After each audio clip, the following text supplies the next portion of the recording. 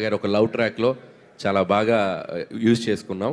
And one of the best episode లాగా అనిపించింది నాకు నేను చేసిన కథల్లో చాలా క్యూట్గా ఉంటుంది.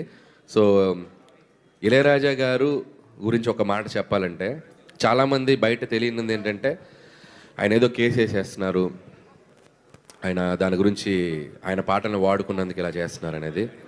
ప్రతిదానికి ఒక ప్రాసెస్ ఉంటుంది.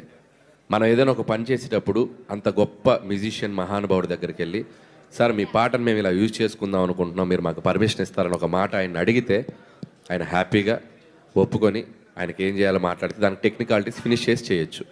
మేమేం చేసామంటే సింపుల్, మా ప్రొడ్యూసర్స్ వెళ్ళి ఆయన కలిసి ఇట్లా మేము చిరంజీవి గారి సినిమా ఇలా యూజ్ చేసుకుందాం అనుకుంటున్నారు, యూజ్ చేసుకోండి అన్నారు, అయిపోయింది.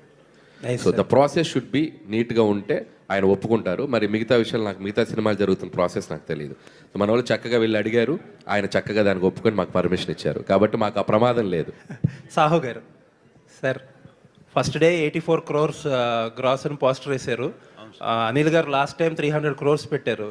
ఈసారి ఎంత పెట్టబోతున్నారు రికార్డు? ఎలా పెడతామండి, చూసి వచ్చిందే పెడతాం కదా. అదే వచ్చిందే పెడతారులేండి, మీరు వేరేగా తీసుకెళ్ళిపోతున్నారు దీన్ని. అంటే ఒక ప్రొడ్యూసర్గా మీ ట్రెండ్ ఒకటి ఉంటుంది కదా, మీకు అంచనా ఉంటుంది కదా, ఒక హోప్ ఉంటుంది, లేకపోతే ఒక ఎస్టిమేషన్ ఉంటుంది. నేనైతే ఒక 400 to 500 మధ్యలో చేస్తాను అనుకున్నాను అండి. వెరీ హ్యాపీ ఫర్ యూ అండి, కంగ్రాచులేషన్స్ అండి మీకు కూడా. అనిల్ గారు ఇక్కడ అలా చెప్పండి. బేసికలీ లేడీస్ అంతా కలిసి మీ మీద కేసు పెట్టాలనుకుంటున్నాం. ప్లీజ్ దయచేసి, నేను వాళ్ళ కోసం జైలుకి వెళ్ళడానికి రెడీ, చెప్పకూడదు తినడానికి రెడీ, అవసరమైతే ఓ చల్లక్క పడడానికి రెడీ, అవసరమైతే ఉరి శిక్ష పడడానికి రెడీ. పెట్టండి కేసు, చెప్పండి. అయితే ఎందుకు అంటే చిరంజీవి గారు లాంటి ఇమేజ్ ఉన్న స్టార్ తోటి ఆ చట్టాలు అనేవి కాపాడుకోవడానికి కప్పేటేయడానికి కాదు మగవాళ్ళని అని ఏదో సంథింగ్ చెప్పించారు కదా. ఆ డైలాగ్ ఏంటంటే, ఇన్నాళ్ళు మేమంతా హింస పడుతూనే ఉన్నాం కదా, ఏదో 2-3 సీన్లు ఉంటాయి, డ్రమ్ సీన్ అని, కుక్కర్లో ఉడికించడం ఇట్లాంటివి, దానికోసం అని చెప్పి మగవాళ్ళ మీద తప్పుడు కేసులు పెట్టినట్లుగా ఎలా అంటారు?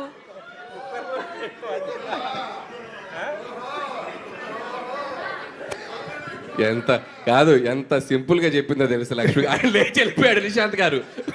నిశాంత్ గారికి భయం వేసింది.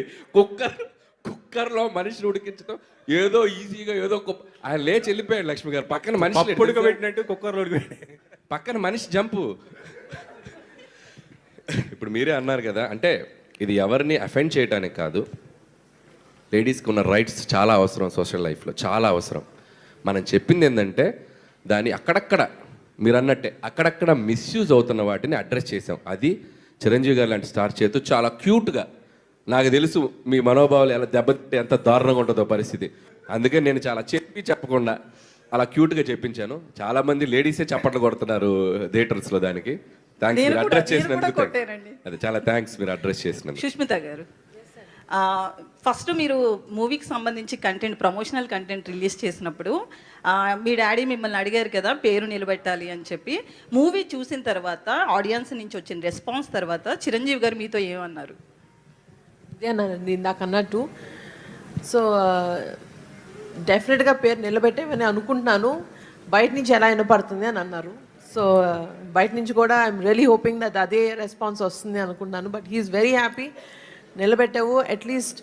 ఆయన ఏమంటారంటే, పని చేసినప్పుడు, సినిమా చేసినప్పుడు అండ్ ప్రాసెస్లో బిజినెస్ చేసినప్పుడు ఏదైతే డెడికేషన్తో చేస్తున్నావో అది ఫుల్ ఫ్లెజ్డ్గా చేయాలి. ఆ తర్వాత ఇంకా ఆడియన్స్కి వదిలేసి it is up to audience how they receive it.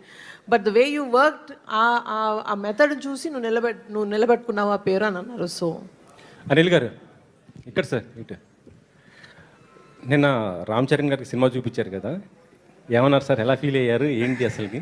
So Ram Charan గారిని నేను చాలా ఎగ్జైటెడ్గా ఫీల్ అయ్యారు ఆయన. సో ఆయన సినిమా అంతా చిరంజీవి గారిని అలా చూస్తూ ఎగ్జైట్ అవుతూ చప్పట్లు కొడుతూ నవ్వుతూ ఎంజాయ్ చేశాను అని అన్నారు. అండ్ చాలా హ్యాపీ ఫీల్ అయ్యారు, చాలా హ్యాపీ ఫీల్ అయ్యారు. అండ్ ఆయన హ్యాపీనెస్ ఎంత ఉందంటే నన్ను గట్టిగా ఒక హగ్ ఇచ్చారు కదా, దాంట్లో తెలిసిపోయింది. నెక్స్ట్ ప్లాన్ రామ్ చరణ్ గారా, మరి మళ్ళీ మెగా కాంపౌండ్లు ఎవరితో చేయబోతున్నారు అసలుకి? ఎనీ టైం వాళ్ళకి అవకాశం ఉందంటే మనం ఎగిరి గంతేసి చేస్తాం, చూద్దాం. ఇప్పుడు ప్రొడ్యూసర్ గారు